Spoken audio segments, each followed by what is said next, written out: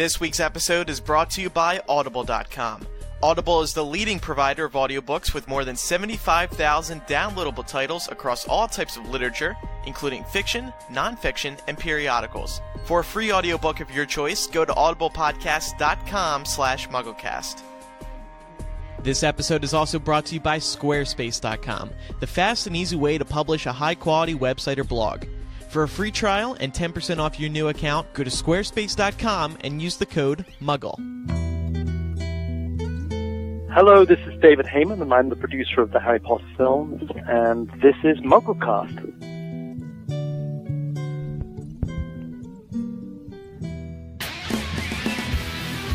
Because it's our final episode of the year, this is MuggleCast, episode 217 for December the 26th, 2010.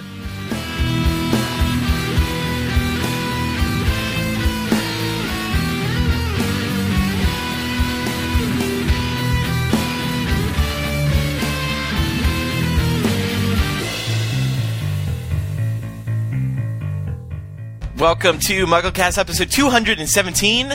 It's our final episode of the year 2010. Ooh, you had me there for a moment. You're like, it's our final episode Of ever. of the year. No, just the year. We're coming off our awesome year in review show. We had a great time.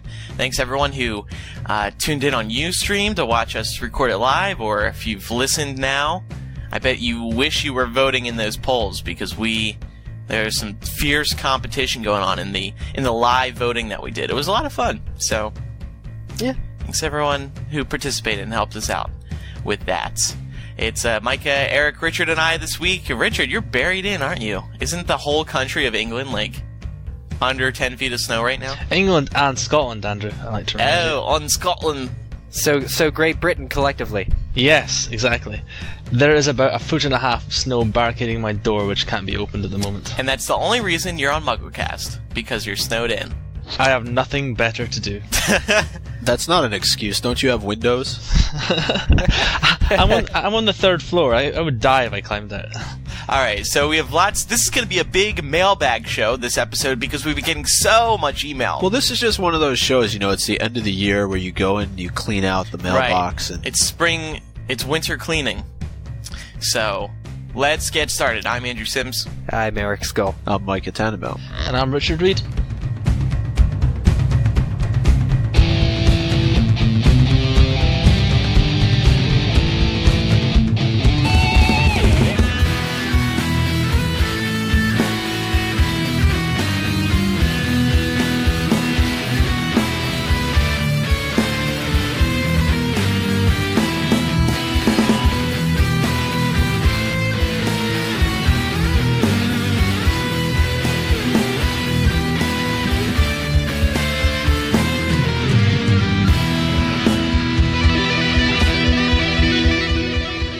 Micah, what's in the news as we approach the new year? It's kind of a slow time since everyone's not working.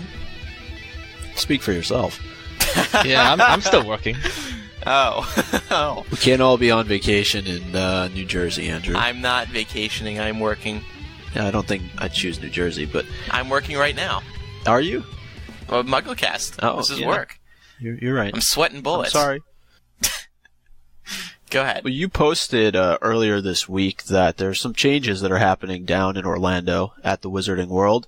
It's getting into the holiday spirit. Some things that are being added to different buildings and inside different stores. And this is something that we thought may have happened a little bit earlier, maybe even with Halloween, given the nature of the Potter books. But they seem to be doing a little bit for Christmas. And, yeah, luckily. One of our site visitors sent in a recap with some photos, so people can check it out on MuggleNet. Yeah, MuggleNet visitor reader Hillary, who we've all met before, especially this past summer. Yeah, she took lots of pictures for us, which we really appreciated. And what's interesting is that these are all specifically approved. All this decor is specifically approved by J.K. Rowling and Warner Brothers. So in a way, it's sort of like a new look at what holiday decorations look like in the Wizarding World. The book version. So these are all approved by her. right. So J.K. Rowling looks at each one and is like, oh, yes, I like this. I like this. The thing that's so interesting is that noticeably absent from the park is a Christmas tree. Yes. And this was touched on in Hillary's review because, well, she noticed this too and actually asked one of the staffers. Apparently, they said that they just didn't get it approved fast enough. They said, really, there just wasn't time. We had to go forward with what was approved, and they didn't approve it in time. Why do you think this is? It seems like a Christmas tree would be the first thing that J.K. Rowling would approve because, the Christmas trees at Hogwarts, as we see in the films, are always, so decorative. Was there some kind of hesitation here, or what's going on? I think they probably just had some discrepancies, like they weren't maybe some design issues that Universal came to them first, and then Joe was like, no, change this because this is it, and then Universal changed it, and then Joe again was like, I don't know. And so it probably just kept going back and forth like that. And, but they said definitely next year there will be a tree. Yeah, by all accounts. And I wrote in the news post, maybe it'll look like the one in the Sorcerer's Stone film. Everybody probably kind of remembers what that looks like. If not, you put a little picture. Yeah, there's a picture there on MuggleNet. It's a lot of gold ornaments. Very tall tree. Very, very, very tall tree. Star on the top. I'm not sure what the particular ornaments were, but I imagine they want to do something like that. So, well, I was just shocked that they didn't decorate sooner, because it's been open, the park has been open for 6 months now, and they didn't decorate for Harry's birthday, they didn't decorate for Halloween. Halloween is arguably a bigger holiday than Christmas in the books. In Christmas in the books, a lot of people are away from Hogwarts, and, Halloween is when Harry's parents were killed. It's, Halloween is when all this action happens in the books. So, they didn't decorate. I think Universal is still getting their, act together. But yeah, their act together with the park. I mean, it just opened. So I agree with that, though. I think, though, to not have the foresight to plan these things in the park, and I mean, they knew it was going to be successful when it opened, and they knew that they could potentially have people return for events like this. If you're dressing up the park for Halloween or Christmas or but they other events, that's poor planning. No, I disagree. They didn't need to bring people back over the holidays because people were just coming this year just because it was the grand opening.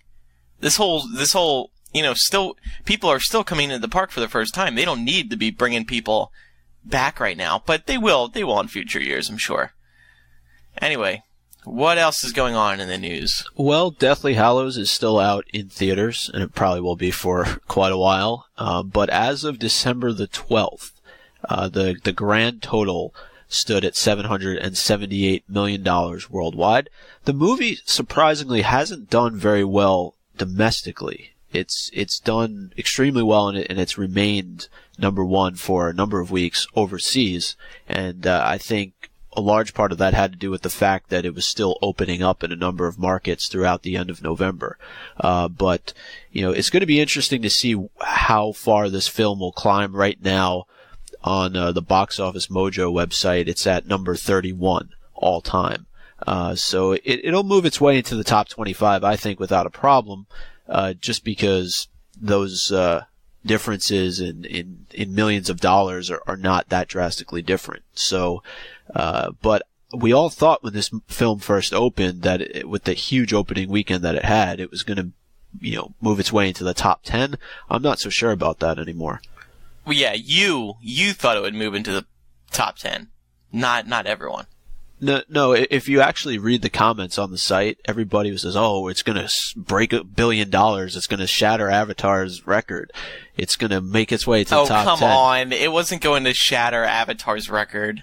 Well, I know that, but I'm saying you're putting the blame on me. I'm saying go look at the comments from the first post. I don't read the comments.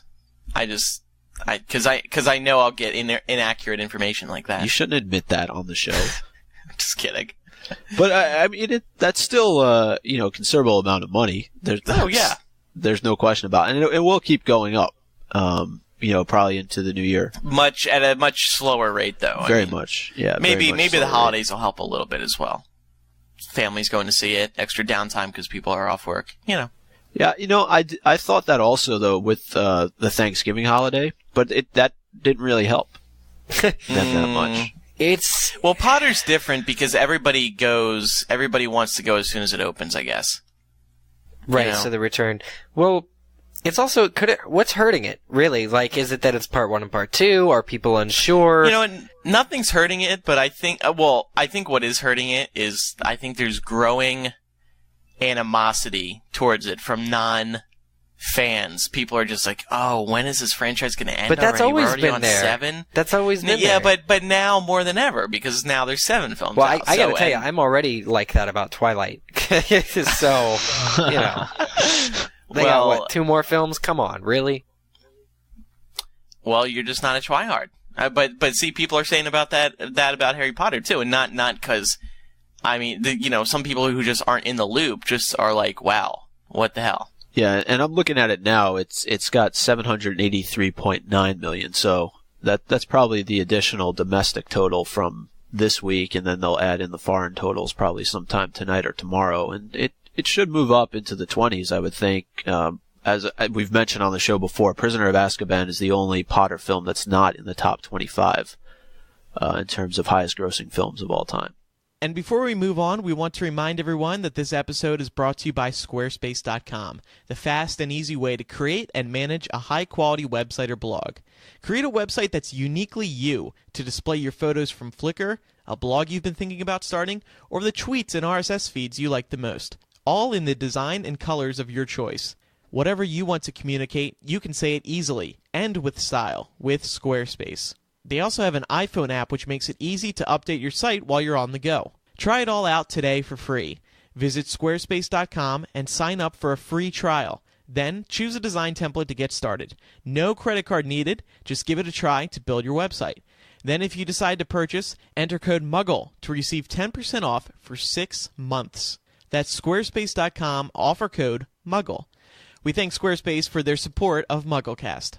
This week's episode is also brought to you by Audible.com, the internet's leading provider of audiobooks with more than 75,000 downloadable titles across all types of literature and featuring audio versions of many New York Times bestsellers. For listeners of MuggleCast, Audible is offering a free audiobook to give you a chance to try out their service. One audiobook to consider is The Hunger Games, a thrilling young adult novel that's actually part of a great trilogy. Nearly all the hosts of MuggleCast have read it, and we all really highly recommend it.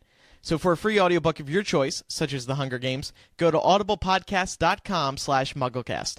That's audiblepodcast.com/MuggleCast. Oh, final bit of news for this show and for this year.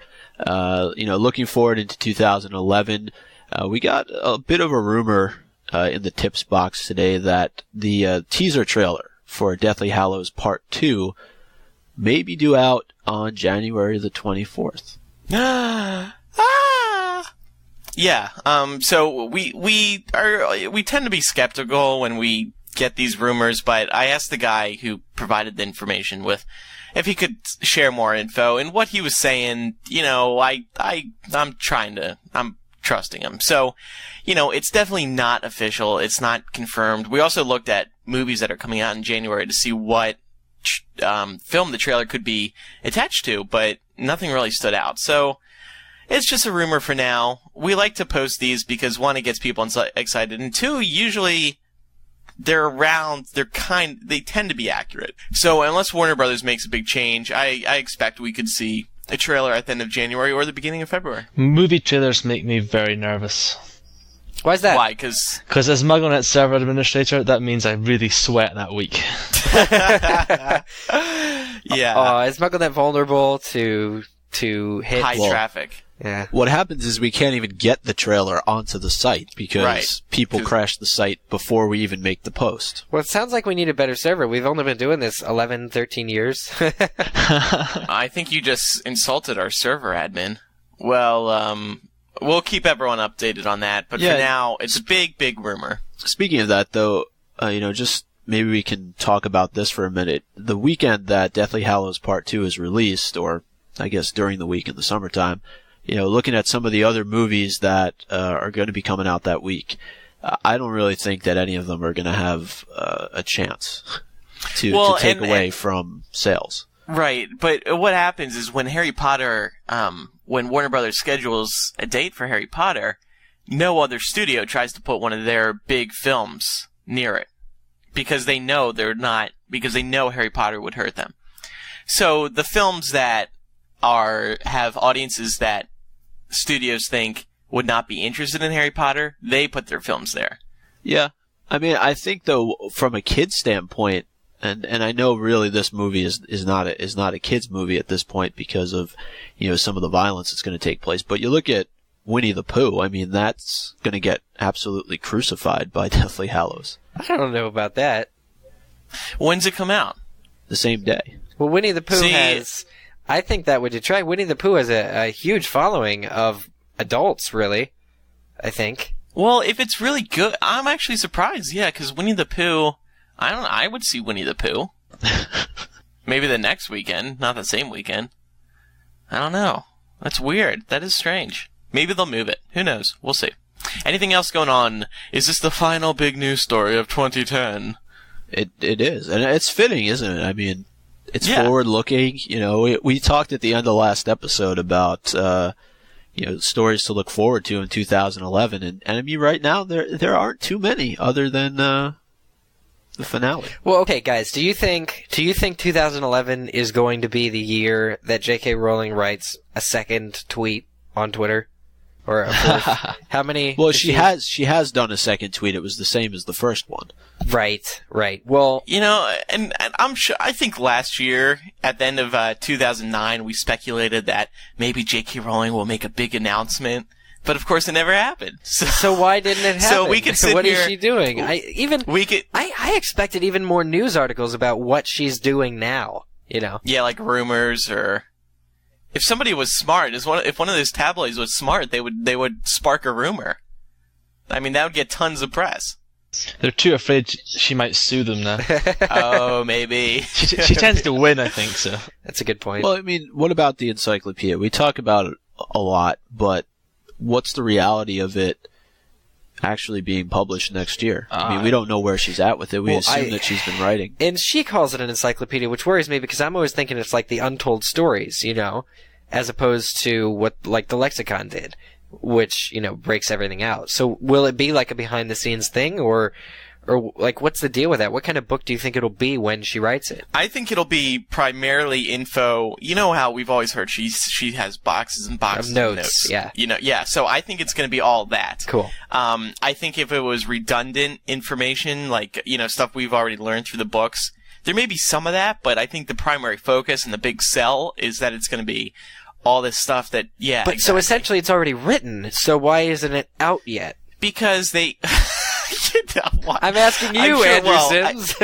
I bet she's not in a rush to release it. I mean, really, what is the rush to get it out? And two, I think they want to make it perfect. They only want to put out one of these, so do they make it as perfect as possible, and it'll be a good sell. Do they want people like us to be asking, what's J.K. Rowling up to right about now? Yeah. Well, people want to know. I mean, it's funny sometimes the emails that we get about what's J.K. Rowling up to, why hasn't she updated her Twitter, why hasn't she updated her website. It's not like we know. If we knew... we'd post it. Yeah, exactly. Yeah. But I would go out on a limb, and I could be completely off here, but I would say that if it were to be released, it'll be released in July of 2011.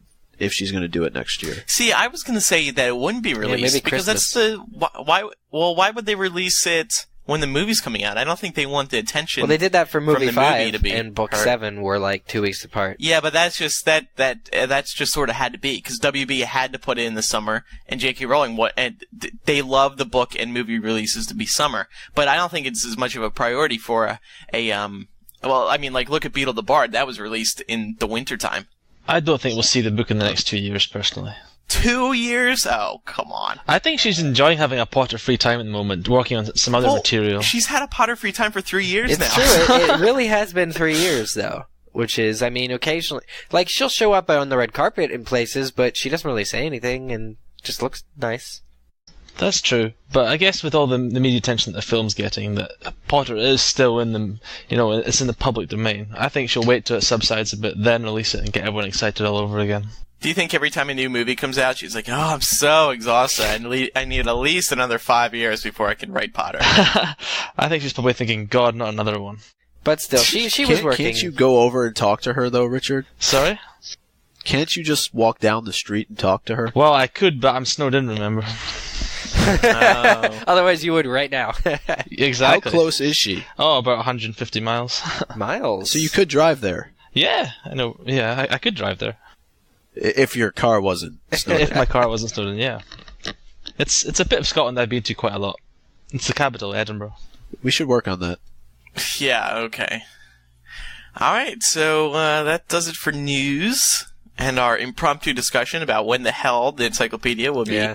released. Well, I thought it was a good transition into, the mailbag, because people are asking via email. No, yeah, definitely. Yep. And so yeah, like we mentioned at the beginning of the show, it's going to be a mailbag show. We got lots of emails to catch up on, and as well as some tweets too, because we asked people we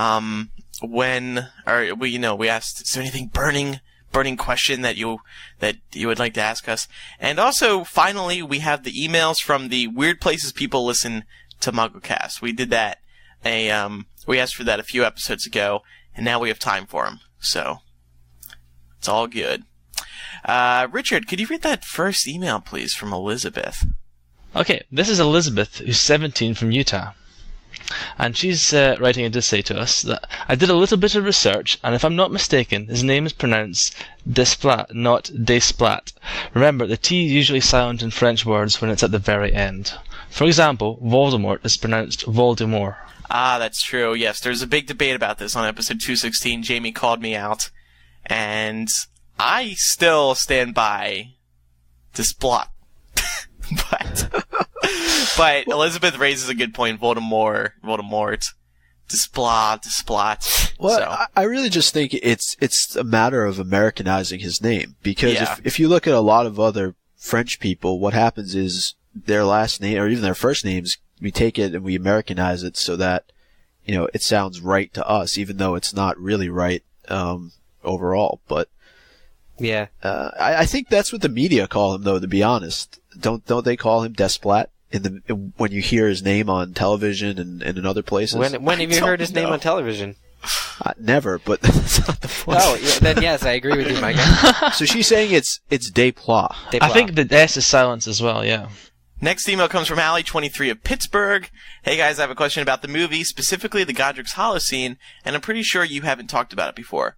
So, when Harry and Bathilda are upstairs and Bathilda turns to Nagini, they bust through a wall and it's a nursery. I thought it was Harry's nursery and it's like a flashback or something, but it's still there. Maybe I just need to see it again to get it, but I'm looking to you to help me with it for now. Thanks for the help. You guys are awesome. Best podcast out there. I once tried to get my own together and it got nowhere, so now I just argue with you guys while I listen to it. Thanks, Allie. So, oh, and she has a contribution to the weirdest places to listen to MuggleCast. She says, I've been listening to some of the latest shows as I sit and clean all alone in a vet office while my boss is away. How's that for a weird spot? I expect to get through a lot over the next few days. So what, Eric, do you know what that nursery was? Yeah, I've tried to think about this too because it's weird to me, but it's really just a nursery of the adjacent house, of the house adjacent to Bathilda Bagshot. So the snake tackles Harry. He goes through the wall, literally into the other building, the other house that is attached to Bathilda's. However, there's a few things that don't make sense, and somebody said to me, and I completely agree. Why is the nursery so, she said, surgically clean? Because it is. It's a very bright white in the nursery. It feels like a a medical room, doesn't it? I mean, so I think they could have done something in the set dressing, to convey that a little bit better, because it does look like it's a child's room, and it, given that this is Harry's birthplace, it kind of, feels a little weird and out of place without explanation. I thought it was a tie back to what happened, all those years ago when Voldemort first killed his parents, because here's, Harry essentially going up against Voldemort again, albeit in a different form, in a Horcrux form, but, he returns to Godric's Hollow and he's facing him again in the very same place that his parents were killed all those years ago. So, I thought that was kind of what David Yates was getting at, David Heyman was getting at, but you're right. It's just this complete bright space that comes out of nowhere, and it doesn't seem to fit in with the rest of what's going on in the film. Maybe it was easier for them to show the snake against the white light as opposed to the dark. But, like, that's my other problem with it, is that Bathilda's house is, like, rotting away, like the floorboards, and there's flies, and granted, that's because something just died in there, but, you know, to have the next house over be so clean and so almost, like, renovated, you know, is completely, you know, it's off-putting. Like, it just didn't make sense. Like, this reader thought it was possibly a flashback, and that makes sense to me, you know, how you could make that mistake. I don't think it would be I don't think it's a flashback. I think it's kind of a nod. No, it's very much happening in that moment. But right, and it could also just be a complete contrast between what's going on, you know, in the wizarding world versus what's going on in the real world, where you know, people have absolutely no idea of what's really happening. The point being that, you know, here's this perfectly normal household sitting next to a house where, you know, all these terrible things are happening. And Yeah, that's a really good point. Yeah, I think it shows like a sharp contrast. But it was also, I think, in a way, a nod towards this, what happened to Harry. I mean, that's what I initially thought of. Right back from Sorcerer's Stone. Eric, can you take the next Yep, email? this one comes from Carolyn from Santa Barbara. She says, "Hey guys, I was writing in because I found an interesting connection between JKR's title for Dumbledore's biography by Rita Skeeter and a biography written about someone in Hitler's inner circle.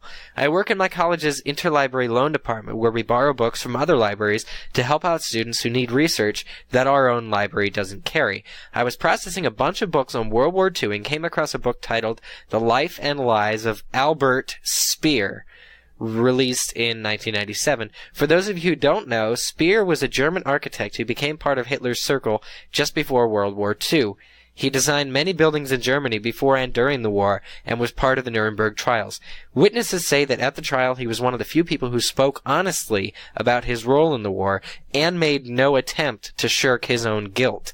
In his book, the author talks about how Speer should have been given the death sentence, but wasn't because the jury felt that he tried to stop Hitler towards the end of the war.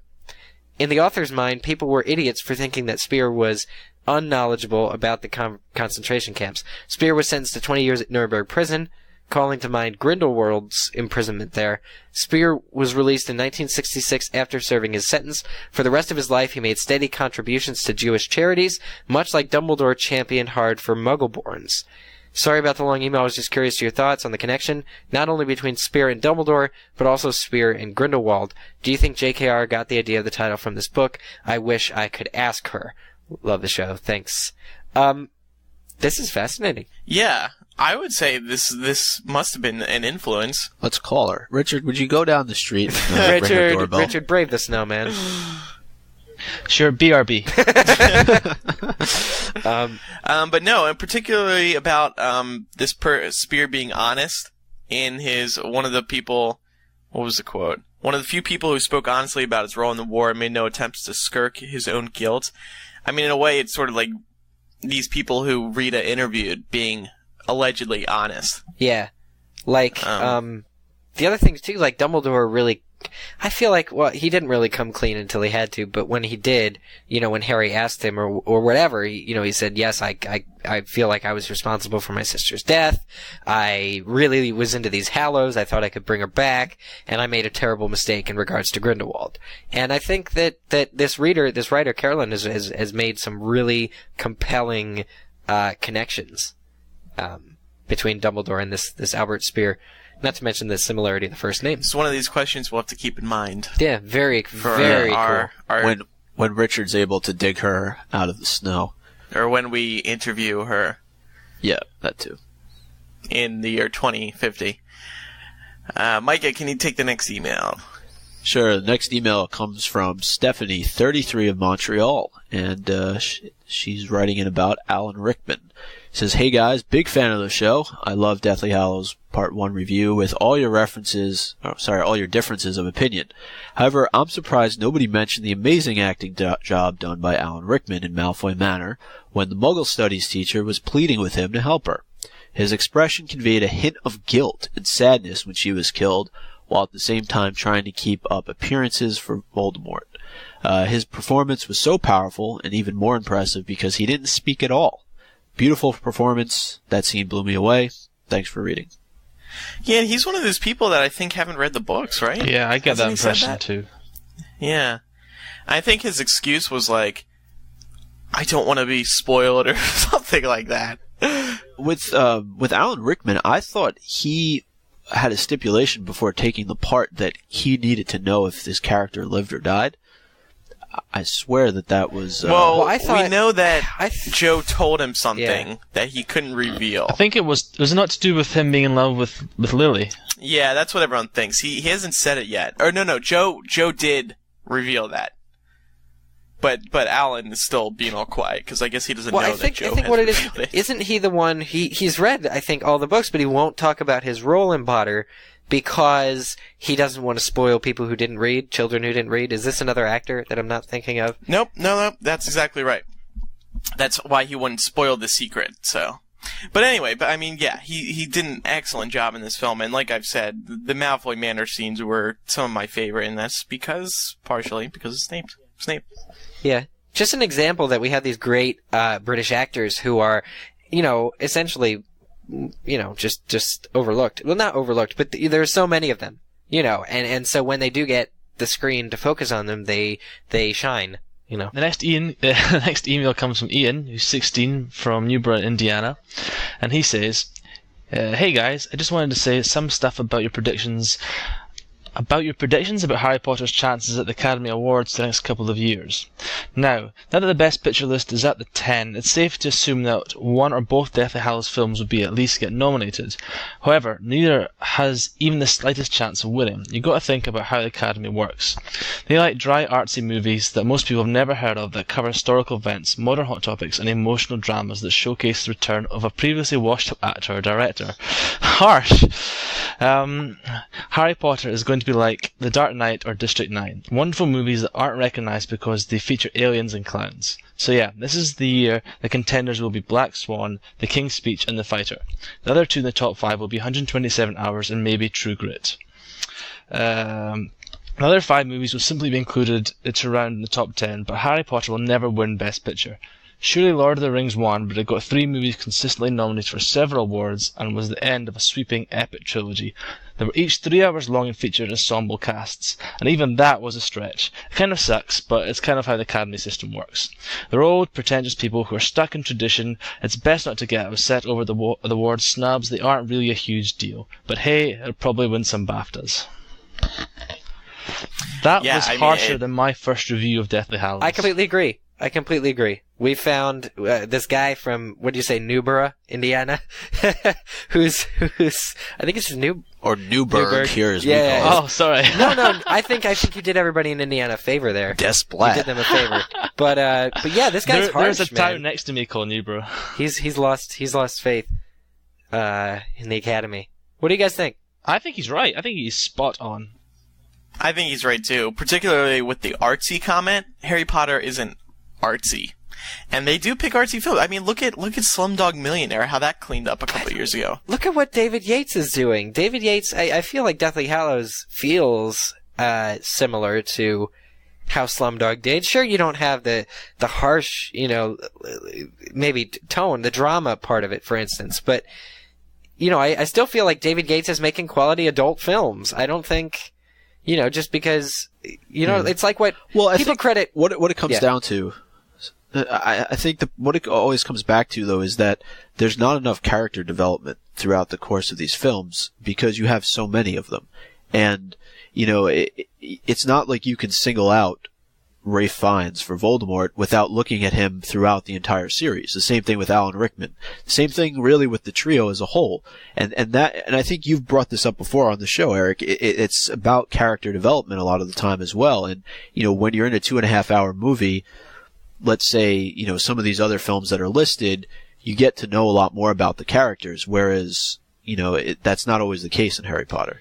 Well, it's true. However, I feel like a lot of people credit Alfonso Cuarón with, really making the best film. A lot of people still say that Prisoner of Azkaban is their favorite film because it's so adult and it's so, like a real film. It plays, the cinematography. And I feel like it's an insult for David Yates not to get that same credit because even, the 3 and eventually 4 films that he's done, the 3 we've seen have changed so much in terms of, all of them feel different, all of them play differently. We had the montages in 5 and the interesting camera angles in 6, and in 7 there's just, an insane amount of mood, and to not be recognized for his work by the American audience, where the films I feel are the most popular, or the series maybe even, I feel like it's an insult, and maybe that's the way. At least we know that WB is trying to get it promoted. I mean, they have a site called WarnerBros2010.com, and it's a for your consideration site. So people in the Academy can go out and see screenings of it, and they can get more information about the film. And there's also for your consideration flyers. So they're trying. They are trying. Next email comes from Zach, 16 of Lewistown. He writes, something that may make a good discussion, or to think among yourselves, would be how in the movie they just went and did it and showed no preparation. I think he's writing concerning the, In the book, they spend days preparing. Also, Creature. I don't remember whether or not Harry gave the fake locket to Creature. I need to watch the movie again. Only saw it once. However, there's no change whatsoever in Creature, which I believe is important. In the book, Creature changes completely towards the trio, and he's almost like Dobby, and away, trying to please him. So yeah, and that was one of my favorite things too. And maybe we'll see that in part 2, as Creature's shift in attitude. I don't think so. I just think they didn't add reprieves in for a lot of characters. Creature's one of them. Pettigrew was another one. I just think they didn't have time to add it in, so they left it out. I think with Creature, though, it's so upsetting when they try and go back to Grimmauld Place after the Ministry, and they can't because that guy has taken hold, and now he knows there. Like, there's that moment in the book where Harry's like, oh man, Creature and I were just turning over a new leaf, and now I have to leave him, and I can't even explain to him that I'm leaving him. Like, how would they have translated that to the film? It just seems like it's an emotional moment, of course, in the books where he feels bad, but it just doesn't seem like it would have slowed the film down, I think. Yeah, did he give him the locket? I know he dangles it out in front of him. He did give him it. Oh, in the films. In the films, yeah. Well, I agree with what you guys are saying, and I think that if we were doing the review show again, this would be something that we included that was left out. But I agree with what Zach's saying. The Ministry scene developed very quickly. It was one of those things where, they just kind of talked about, okay, we need to infiltrate the Ministry. And then they did. The next scene, they're outside, on the streets of London. Yeah. So that's something I feel about the book, though. I would defend that to the end, that in the book, they have these long periods of planning, to get into the Ministry. It's weeks and weeks and weeks and weeks. Well, think of what you're infiltrating. It's like infiltrating the White House. Okay, fine. Fair point. Except the fact of the matter is, when they go into the Ministry, everything happens so quickly that they have to improvise, and none of their planning actually winds up with them being that successful. Like, it's all about, like, especially in Gringotts maybe later on, but it just felt like even in the Ministry, everything that was happening, had nothing to do with how much they prepared. It was just all who they meet up with at what junction. And, who they were able to impose themselves as. I guess, didn't they choose in the book who they were going to impersonate? Like, who specifically? Or, so that's an important distinction. But it was from weeks of studying.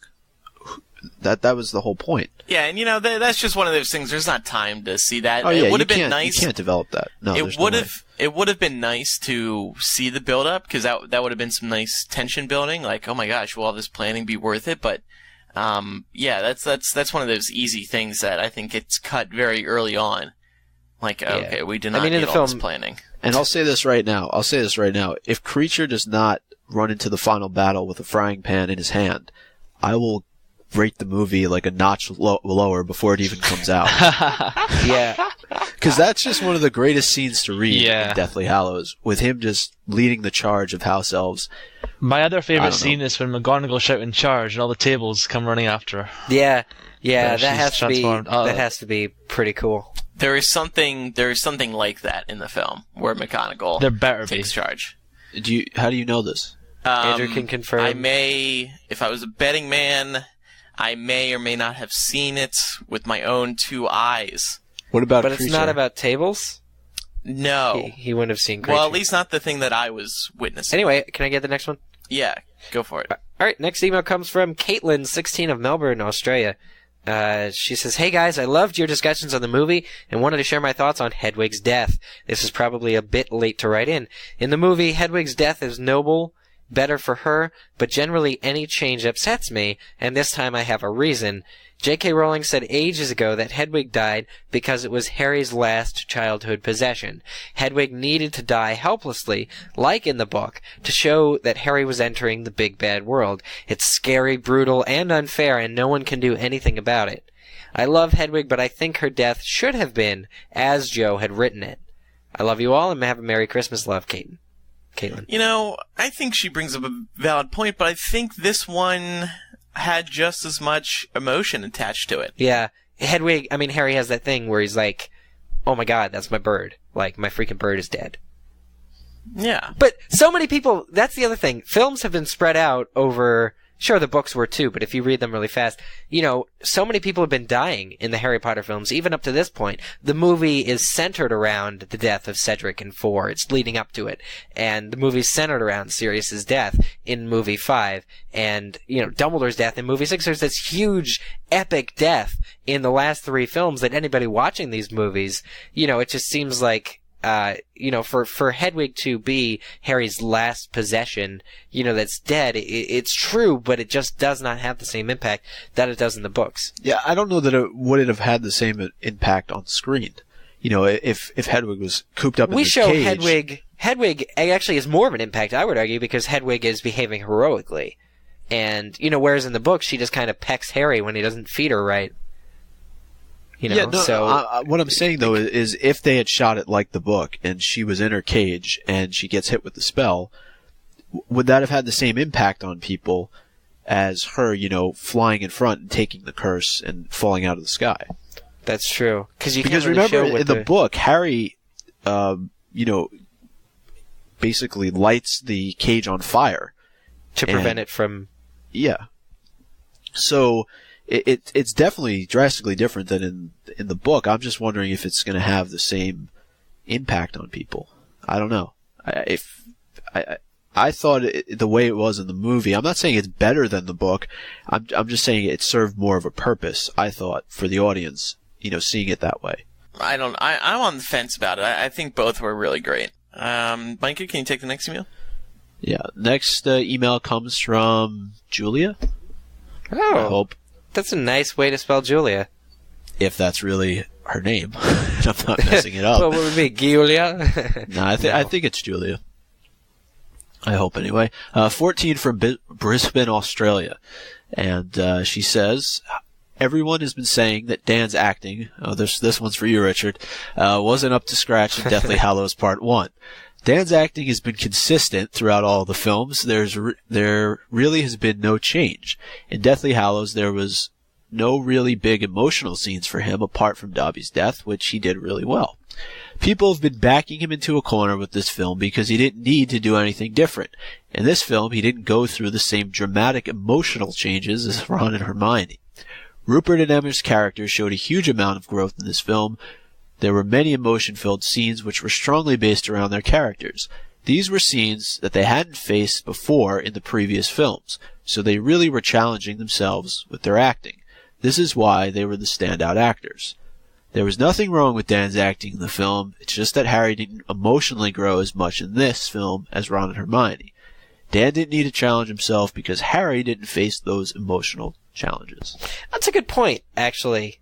That, Harry has some character development, actually a lot of it, coming, but it's at the end, when he has to choose, well, at the beginning of the next film, I presume, when he has to choose Hallows or Horcruxes, which was a big deal in the books, but also at the end when he's choosing life over death, when he has to go face Voldemort. That, I feel like, is going to be really big for Dan, and Dan's got a challenge because he has to make it look not, cheesy, like it, I don't feel like it is in the book, but I think that whenever you're showing the hero's journey, he has to really show his heroism has to show.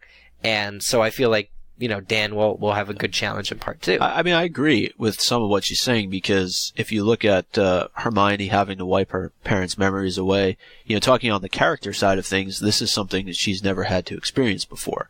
Ron leaving his family and, the potential for things to happen to them, like you saw what happened with George.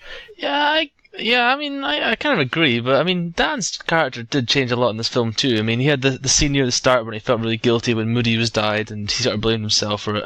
Then he had the big fallout with Ron, and going to his parents' graves. there's plenty of opportunities for Dan to show emotion and his character to change. I just think the other two did it better. Yeah, but I don't know, because I think part of her argument doesn't work, because Harry has gone through so much more than Hermione or Ron ever will, in terms of losing people that are close to him and sort of the maturing at a much faster rate. You can debate about Hermione, but if you're saying that, that he's done a great acting job in that sense up until this point, then it doesn't make sense to say now it's been consistent. Yeah, I think I agree with you. It's almost like in the films, Dan sort of accepted his poor fate in the past, and he sort of went, yeah, alright, fine, it's going to happen. Where the other two are actually, genuinely worried. I just think she's saying that maybe this was just a movie for the Ron and Hermione character. That it just seems like we forget, there's nothing that we really point out Dan's acting as being, because we're so focused on all the good things we have about Rupert and Emma. So she's not saying that she's saying Dan doesn't necessarily stand out, but it doesn't mean he's bad. I don't want any more hate mail, so... No, that's fine. That's fine. And some people who genuinely don't like Dan as Harry, like, with the dancing and the, people mention the dancing scene. I love that scene, but that's just me. And, people really think it's cheesy, and that kind of aspect that Dan brings to Harry is some people don't like, but that's okay. That's okay. That's why we have these podcasts. Yeah, but if you're saying that a lot of people have been saying that his acting wasn't up to scratch, I think she means us. I really think she means us. but that the very next section says, but his acting has been consistent throughout all the films. But I agree with that, though. I agree with that. Consistent. I do too. It really has. He was their friend line. That was good. Shut up. Well, listen. There's only so much you can do with some writing, with that kind of writing. Harry. You can cut it. Harry, but Alfonso wanted Cuarón didn't, and so I thought it was okay. I didn't mind it that much. He was their friend. It is important that he was their friend. That's about the only backstory we have in that freaking movie. So yeah, I think it's an incredibly important line. All right, the final email today is from Brooke, 18, of Milford, Michigan. I was wondering if you guys could share your thoughts on part 2 of the final movie coming next summer. I have not been able to find any info about someone cast as young Severus Snape. Could this be normal that it is not listed anywhere, or could they have cut this storyline out? What do you think the chances are that they did leave that out?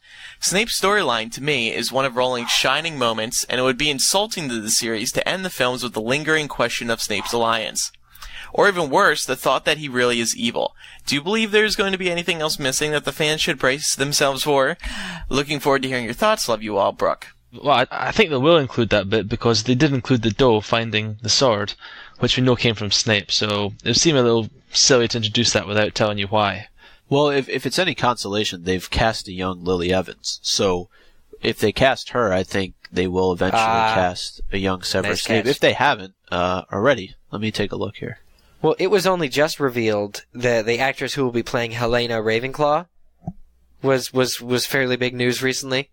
They're still announcing these castings who will play, and that, we know Harry meets Helena Ravenclaw, who is the Grey Lady, at the end, in the Battle of Hogwarts, which is the same time he finds out, about the backstory. So a lot of these actors and actresses, maybe they were told to keep silent, and things like that. News is still coming out about casting for this film, even though they finished filming it 6 months ago. Right. Yeah, I think that's important to recognize, and sometimes we don't get those pieces of information until late in the game.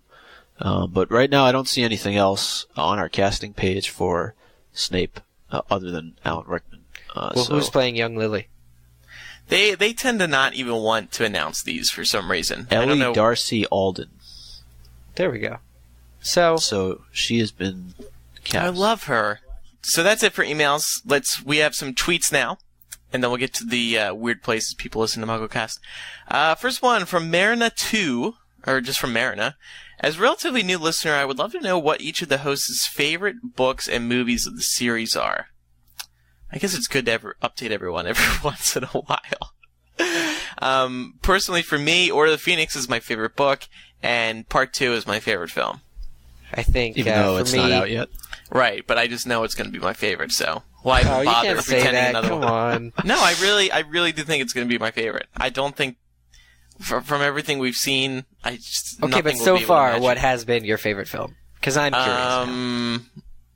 Sorcerer's Stone. Wow. So the movie's only got worse for you.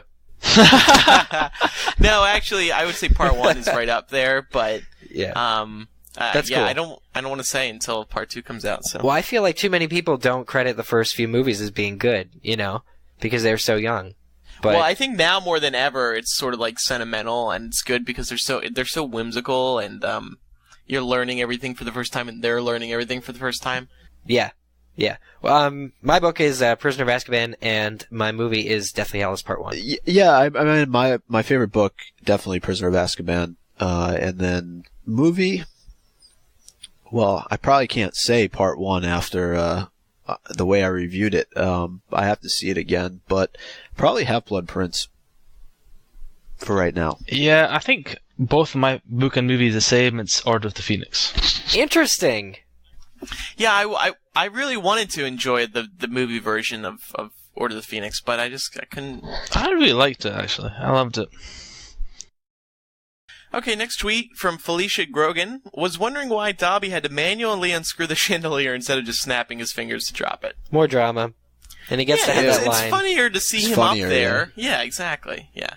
Plus, maybe, I don't know. I just thought it showed knowledge of the place he used to be a house elf for, that he knows exactly where the screw is. He doesn't need to like stand 50 feet away and drop it. Like it's just more dramatic, Yeah, it's funny seeing him up there trying to figure it out, and everyone's looking up at him, and the audience laughs. Next tweet from Chrissy. Who would you cast for the trio if you could go back 10 years? Or any other characters? What do you mean, like if you could prevent certain actors no, from being like cast? if you could have cast Harry Potter, who would you have used? I would cast myself. Of course. Yeah, I guess that's an easy question, right? We all would want to be Harry Potter so we could be the richest young adult actor in the world. Do you guys remember Haley Joel Osment? That was a big contender for Harry Potter. Yeah. And see, Well, the other thing evidently, is, though, it's come out now that Steven Spielberg was going to do like an animated version of Harry Potter. they were like in talks. So Haley Yeah. Joel would have provided the voice of Harry, so that's important. Well, but Joe's always said it has to be an all British cast, Which was a good choice, yeah. Yeah. It's more authentic. So, I mean, I'm not really up on British actors, to be honest. Yeah, No, and know. I don't know of any that they haven't included. Yeah, I mean, they've gotten such a wide array of people. But I would like to say the one British actor I'm a big fan of, she's in all the Bond movies. She's Bond's, she plays Q, I think? Judi Dench, No. M? Judi No, Dench. M. Yeah. Yeah, Z? T? No, yeah, Judi Dench. I was really hoping to see her. I thought she may have been the woman who would play, McGonagall? well, yeah, McGonagall would have been great, or, the Grey Lady. I think she would have been great for that, too. Yeah, maybe.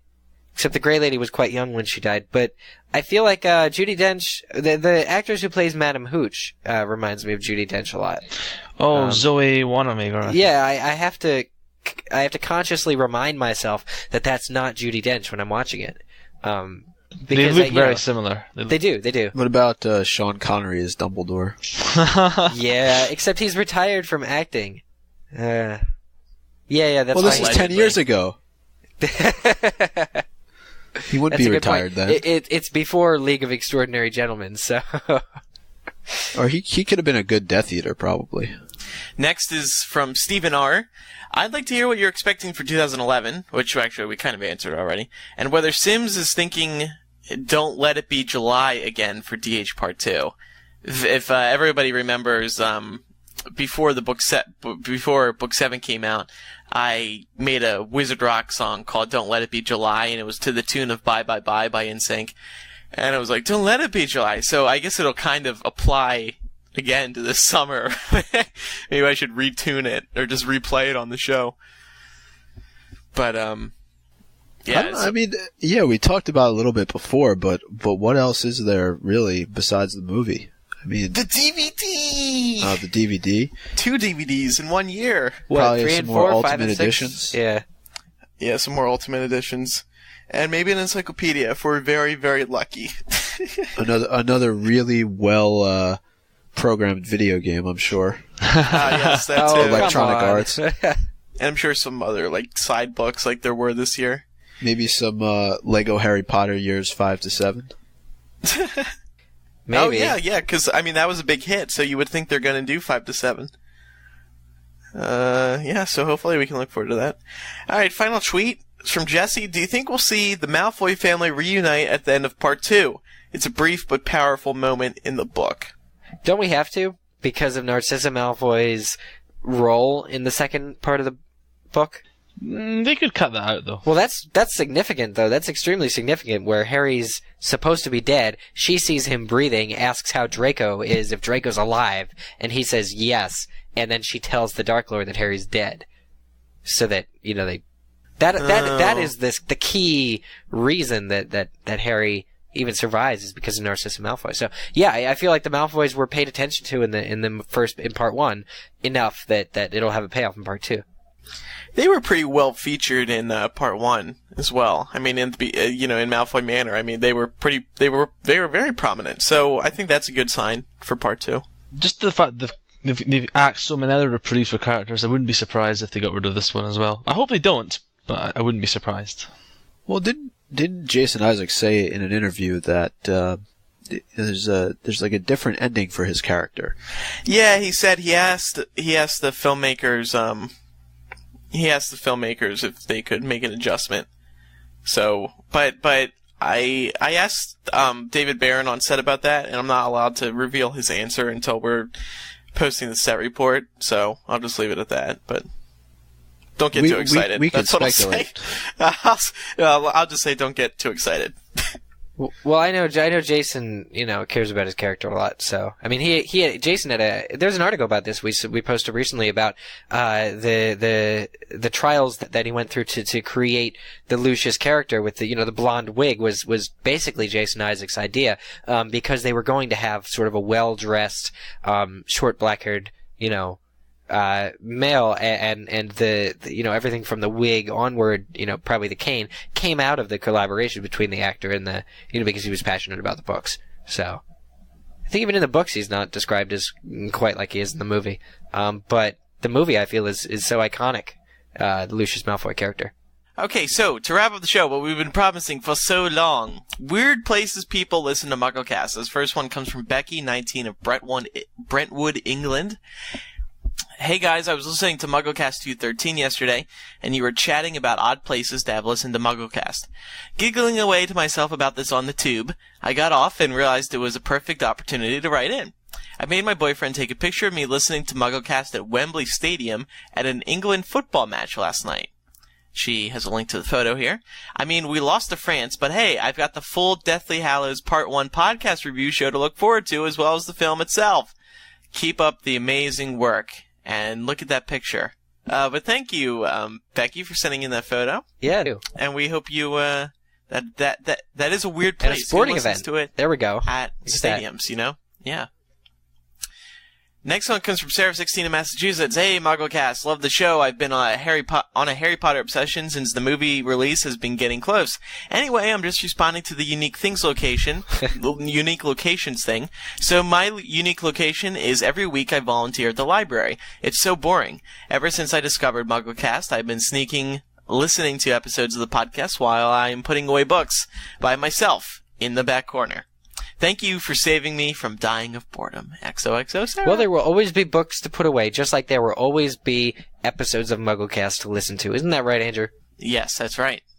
Or you can listen in the back corner, like this one. Next one, from Melanie. Or Melanie? Either Melanie or Melanie. Age 14 from South Brunswick, New Jersey. That near you, Andrew? No. Hey guys, I'm a huge fan of MuggleCast, and lately I've been listening to you in the bathroom while I shower.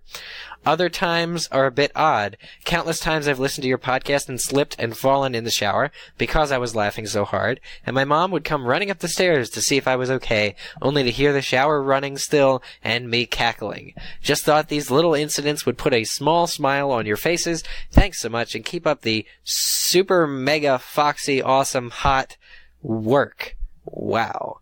Love you guys. In the shower.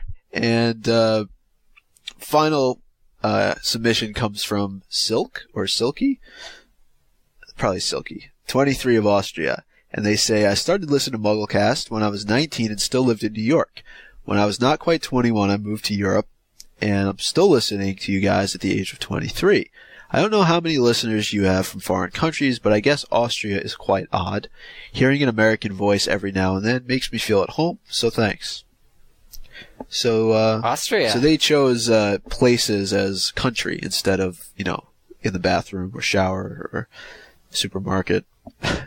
Thank you, everyone, for sending in those kind, weird locations. I'm a big podcast listener myself, and I'm trying to think weird I'm always listening on planes, trains, automobiles, before I go to bed, just during the day, randomly. While I'm doing the dishes, I guess, I don't know if that's considered a weird place. Yeah, you mentioned that. Yeah. Only depends on what you're washing, I guess, dishes. No, because, it usually takes like 20 minutes, so it's a good thing to listen to. Because you don't need to, it's one of those things, podcasts are great for when you can't sit in front of a TV. Right. To get your entertainment, so like you're sort of mobile. So yeah. And it's interesting this girl had been listening to us, for, I guess she said 4 years. She's in Austria now. To think of our podcast as providing this wholesome American entertainment, with our American voices being like home to her is makes me feel really good. And finally today, Chicken Soup from the MuggleCast Soul. This comes from Courtney. I'm writing into you guys for the first time today, even though I've been a listener for years. I guess I've never really had the need to before. I just listen to the show as it comes and love every part of it. MuggleCast is a part of my life. That sounds strange to say, but it's true. It's one of those things that makes you happy regardless of the other troubles in the day. MuggleCast has brought me something that I am so thankful for, one of my best friends, Valeria. We knew each other before, but when we found out that we both listened to MuggleCast, we became best friends. For us, it was great. We had someone who we could talk about Harry Potter with all the time. We would talk about the latest episodes on the bus rides to school and at lunch and fantasize about going to Infinitus. We did end up going to Infinitus together over the summer and had some of the best times of our lives, including meeting you guys. I can't truly explain how much our friendship and the show meant to me. Coming up on December 12th, which of course is now past, is an important date, Valeria's 17th birthday. I was wondering if you could please wish her a happy birthday. I know it would mean so much to her. Thank you guys for your show. It's a wonderfully entertaining thing to listen to. So happy birthday, Valeria. And sorry, I told your friend Courtney we were going to read this on the last episode, but it was my mistake. I made a mistake, so there you go. Happy birthday. Happy birthday. Happy birthday. Happy birthday, Valeria. And with that, we've come to the end of our final show of 2010. We want to remind you to visit MuggleCast.com because you'll find all the information you'd like to learn about this show. You can click on Contact right at the top to fill out the feedback form, and you can send us an email, and maybe we'll read it just like we did multiple times today for several people who emailed in. We also have links on the right side to subscribe and review us on iTunes, follow us on Twitter, and like us on Facebook. And by doing all three of those things, you will be kept up to date on the latest episodes, when we're recording the next episodes, lots more. And when the new episodes are out. And lots more to be found on MuggleCast.com, including something we don't plug enough, the Wall of Fame. If you look towards the bottom of the right sidebar, you'll see the Wall of Fame area. And there, you can click the link and see a full page of what we and our listeners find to be the best episodes. Yes. And I think we have 15 or 20 here. We haven't updated it recently. We should add a new one. At least one for 2010. We don't have any, but very much our David Heyman interview in 200. He may have a film or two that are coming out in 2011 to look forward to, even if you just want to follow, him. So I would check the interview for that, and that was in episode 200. our landmark episode. So visit MuggleCast.com for everything MuggleCast. And we thank everyone for listening to another year. It's weird to think we've now been through 5 or 6 full years of MuggleCast. We were in 2005, 2006, 2007, 2008, 2009, 2010. Yeah, so 6 years. No, but I mean, 05 we've to been 06, in 06 to 07, 07 to 08, 08 to 09, and 09 to 010. Yeah, 5 years. No, but I mean, not calendar years? 6 full Yes, years. We've spanned Yeah. 6, or we will span. Yeah, we've 6 spanned. calendar years. Thank you.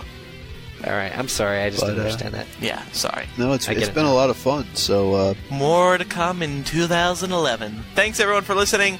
I'm Andrew Sims.